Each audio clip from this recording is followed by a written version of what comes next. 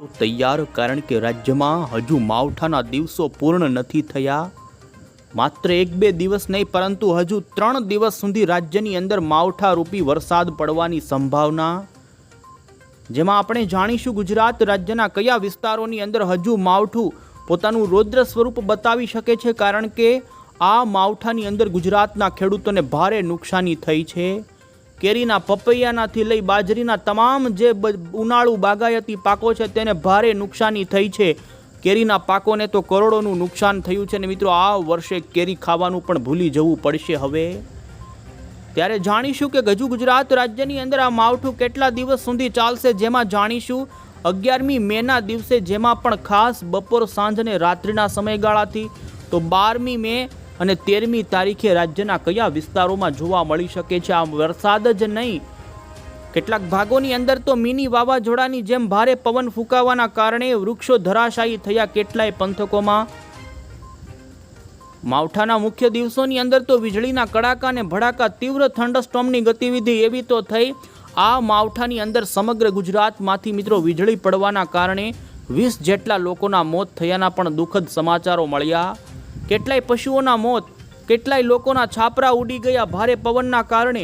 રાજ્યની અંદર માનો જાણે વાવાઝોડું જ ફૂંકાઈ ચૂક્યું હોય, મિની વાવાઝોડું, એ જ પ્રમાણેનો માહોલ ઊભો થયો. ત્યારે જાણીશું ગુજરાત રાજ્યની અંદર મિત્રો કે હજુ આ માવઠું કેટલા દિવસ સુધી ચાલશે. 11, 12, 13 તારીખે રાજ્યના કયા પંથકોમાં વરસાદની સંભાવના, જેમાં પણ બપોર, સાંજથી લઈ રાત્રિના સમયગાળાની આગાહીને મિત્રો અત્યારે IMD તરફથી જે 2025ના ચોમાસાને લઈ જાણીશું. ચોમાસું બેસે ગુજરાત રાજ્યની અંદર એ પહેલા મિત્રો હજુ એક ગુજરાતમાં માવઠું થવાની સંભાવના જોવા મળી રહી છે. તો એ લેટેસ્ટ માહિતી મેળવીએ. ગુજરાત હવામાન વિભાગ અને ભારતીય હવામાન વિભાગના નકશાઓ જોઈએ, તમામ અપડેટો મેળવીએ. પહેલાં તો મિત્રો તમે અમારી આઈ ખેડૂત ન્યૂઝ ચેનલ પર નવા છો તો ખાસ મિત્રો આ ચેનલને સબસ્ક્રાઈબ કરી દેજો. તો સૌથી પહેલાં આપને જણાવી દઈએ તો ગુજરાત રાજ્યની અંદર છેલ્લા 1 અઠવાડિયાથી માવઠારૂપી વરસાદ, કેટલાક ભાગોમાં તો તીવ્ર થંડરસ્ટોર્મ, ભારે પવન સાથે વરસાદની ગતિવિધિ જોવા મળી રહી છે. પરંતુ છેલ્લા 2-3 દિવસથી આ માવઠાની અસર મિત્રો ગુજરાતના સૌરાષ્ટ્રના ભાગો ઉપર વધુ રહી છે. જેમાં પણ જણાવીએ છેલ્લી 24 કલાકની અંદર, જેમાં જામનગર, મોરબી, રાજકોટ, આ સાથે જ જૂનાગઢ અને પોરબંદર, ઘેડ પંથકની અંદર તો વરસાદે ભૂક્કા બોલાવી દીધા હતા. મિત્રો, આ વરસાદ રૌદ્ર સ્વરૂપ, તીવ્ર, એકદમ ભારે વરસાદી છાંટાને એવો ઝડપી ફૂંકાય છે પવન કે જ્યાં વરસાદનો એવો માહોલ રાજ્યમાં એ પંથકમાં ઊભો થાય. તીવ્ર થંડરસ્ટોર્મ, ડરામણો માહોલ થોડા સમય માટે ઊભો થઈ જાય તે પ્રમાણેની તીવ્રતા સાથેનું આ માવઠું ખાબકે છે. અને જેમાં ગુજરાતના સૌરાષ્ટ્ર, અમરેલી, ગીર સોમનાથથી લઈ જોઈ શકો છો મિત્રો જૂનાગઢના કેટલાય પંથકોમાં ખાબક્યો વરસાદ.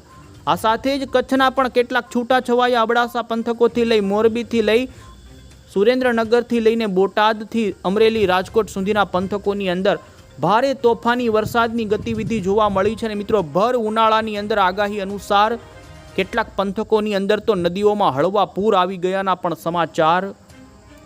ત્યારે હવે આપણે જાણીએ કે ભારતીય હવામાન વિભાગ અને ગુજરાત હવામાન વિભાગ તરફથી મિત્રો આ માવઠાને લઈને આવનારા 3 દિવસની જે આગાહીઓને લઈ નકશાઓ રજૂ કર્યા તે સૌપ્રથમ જોઈ લઈશું. તમામ રાજ્યનો જે વરસાદની આગાહીને લઈ નકશો રજૂ કરવામાં આવ્યો છે, જેમાં ભારતના લગભગ મોટા ભાગના રાજ્યોમાં વરસાદની આગાહી કરવામાં આવી છે. પરંતુ આપણા ગુજરાતની અંદર સૌરાષ્ટ્ર અને કચ્છના ભાગોમાં આ વરસાદની ગતિવિધિ આવનારી કલાકોને લઈ વધુ રહે તેવી સંભાવના વ્યક્ત કરવામાં આવી છે. ઉત્તર ગુજરાત, મધ્ય ગુજરાત અને દક્ષિણી ગુજરાતની સાપેક્ષની અંદર સૌરાષ્ટ્રમાં અને સૌરાષ્ટ્રની સાપેક્ષની અંદર કચ્છ કરતાં વધુ સૌરાષ્ટ્રની અંદર વરસાદ નોંધાય તે પ્રમાણેનું અત્યારે ઓરેન્જ અને યલો એલર્ટ જોઈ શકો છો ગુજરાતમાં જાહેર થયું. તો આ સાથે જ ખાસ કરીને મિત્રો 11મી મેના દિવસે બપોર પછીનો જે આ ભારતીય હવામાન વિભાગ તરફથી ગુજરાત સહિત ભારતના તમામ રાજ્યનો વરસાદની આગાહીને લઈને જે નકશો રજૂ કરવામાં આવ્યો છે, જેમાં તમે જોઈ શકો છો 11 તારીખ રવિવારના દિવસે ગુજરાત રાજ્યના તમામે તમામ જિલ્લાઓ, જેમાં ઉત્તર ગુજરાત, મધ્ય ગુજરાત, દક્ષિણી ગુજરાત, આ સાથે જ સૌથી વધુ કચ્છ અને સૌરાષ્ટ્રના પંથકોની અંદર યલો એલર્ટ એટલે કે ભારે વરસાદ છૂટો છવાયો આઇસોલેટેડ પ્લેસની અંદર નોંધાય તે પ્રમાણેની આગાહી કરવામાં આવી છે. આ સાથે જ મહારાષ્ટ્રથી લઈ છેક કેરળ સુધીના પંથકો, આ સાથે જ જમ્મુ કાશ્મીરના પંથકોથી લઈ અને પૂર્વી ભારતના બંગાળની ખાડીના તમામ રાજ્યો છે કે ત્યાં અત્યારે ભારે વરસાદનું સિગ્નલ ભારતીય હવામાન વિભાગે આપ્યું છે। આ સાથે જ તમે જોઈ શકો છો મિત્રો, આ માવઠું 12 તારીખે પણ ગુજરાત રાજ્યમાં એટલે કે સોમવારે પણ જોવા મળશે અને ભારતીય હવામાન વિભાગે સોમવારના દિવસે પણ ગુજરાત રાજ્યની અંદર ભારે વરસાદનું યલો એલર્ટ જાહેર કર્યું છે। દક્ષિણી ભારતના ભાગોથી લઈને પૂર્વી ભારતના ભાગો હોય એ તમામ ભાગોની અંદર ભારે વરસાદની સંભાવના રહેશે।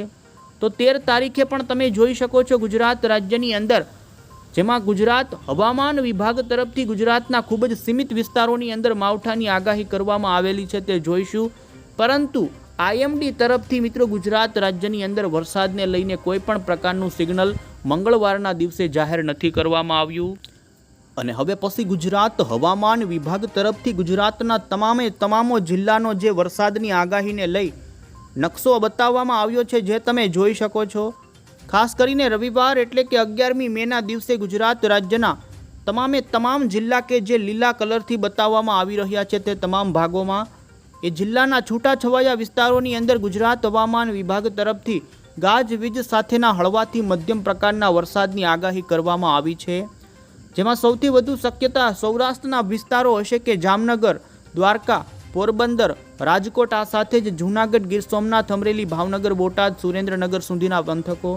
તો દક્ષિણી ગુજરાતની અંદર પણ સુરત, નવસારી, વલસાડ, તાપી, ડાંગથી નર્મદા, તો મધ્ય ગુજરાતના વડોદરા આજુબાજુના અમુક સેન્ટરોથી લઈ પૂર્વી ગુજરાતના અને ઉત્તરી ગુજરાતના જિલ્લામાં પણ ખૂબ જ સીમિત વિસ્તારોની અંદર મિત્રો હળવો મધ્યમ વરસાદ તીવ્ર થંડરસ્ટોર્મ સાથે નોંધાય તેવી ગુજરાત હવામાન વિભાગે આગાહી કરી છે। વધુમાં જોઈશું તો મિત્રો 12મી તારીખે પણ ગુજરાત રાજ્યમાં વરસાદની સંભાવના હવામાન વિભાગે કરી છે।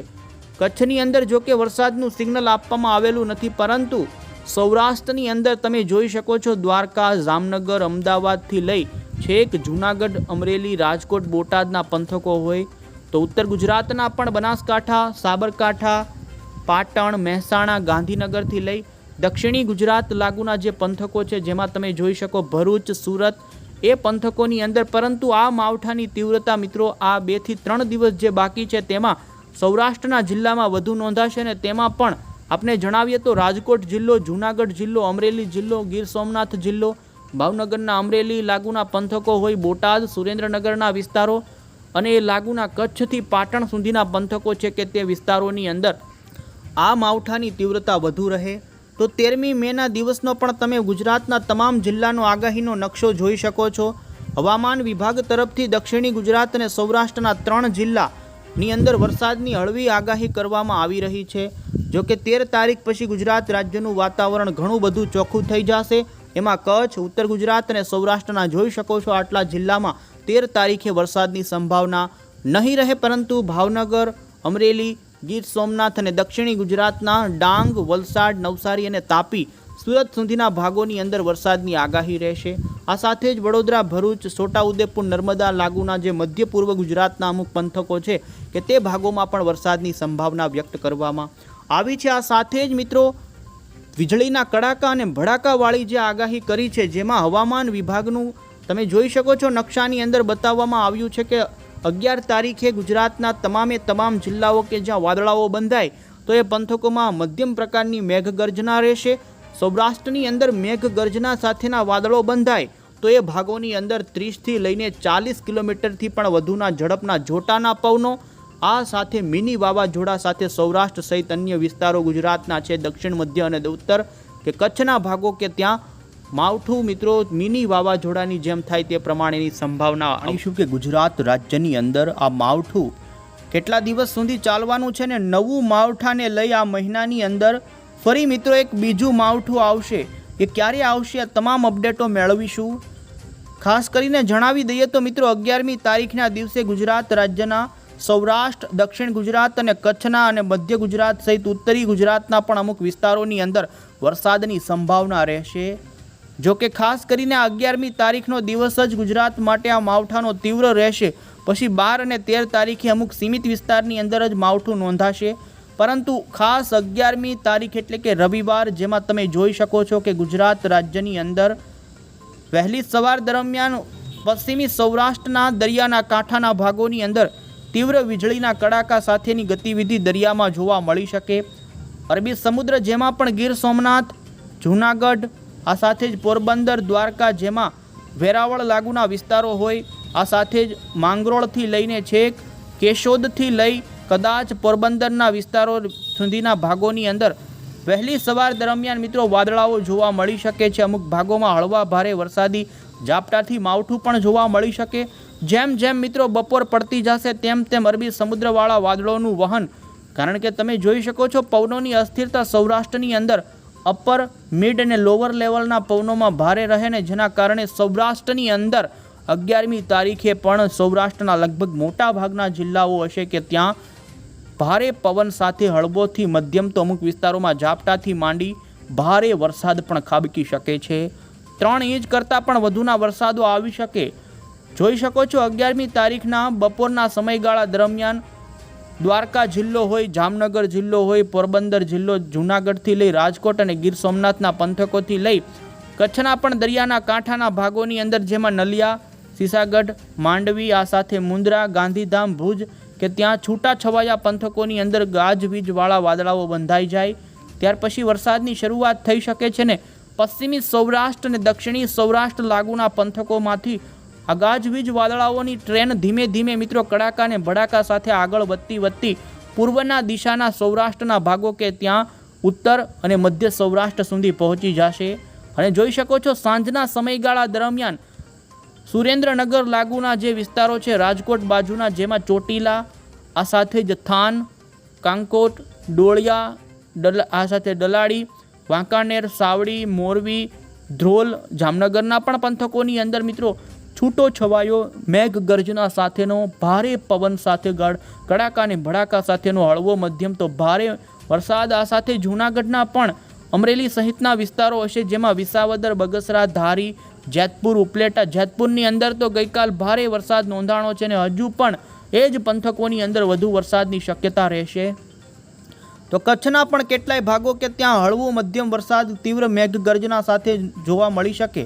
હવે દક્ષિણ ગુજરાતની વાત કરીએ તો મિત્રો તમે જોઈ શકો છો દક્ષિણી ગુજરાતની અંદર ખાસ કરીને બપોરના સમયગાળા દરમિયાન વરસાદી વાદળાઓ બંધાવવાની શરૂઆત થઈ જાય ને જેમાં વલસાડ, ડાંગ, આહવા, સાપુતારા લાગુના પંથકો હોય, વાંસદા લાગુના વિસ્તારો તો નવાપુરાથી લઈને ભોપખેલ સુધીના પંથકો હોય, આ સાથે જ નર્મદા, આટલા વિસ્તારોની અંદર મિત્રો દક્ષિણી ગુજરાતની અંદર પણ માવઠાની સંભાવના।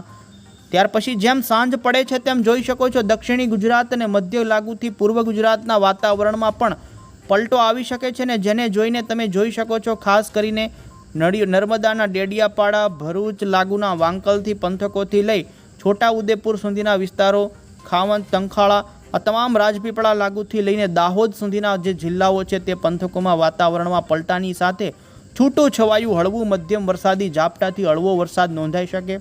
ઉત્તર ગુજરાતની વાત કરીએ તો 11 તારીખના દિવસે એટલે કે રવિવારના દિવસે ઉત્તર ગુજરાતના આબુ, ખેડબ્રહ્મા, સાબરકાંઠાથી મહીસાગર અને પાલનપુર સુધીના પંથકો હોય તો મહેસાણાના પણ અમુક છૂટાછવાયા વિસ્તારોમાં ગાજવીજવાળા વાદળાઓ બંધાઈ શકે।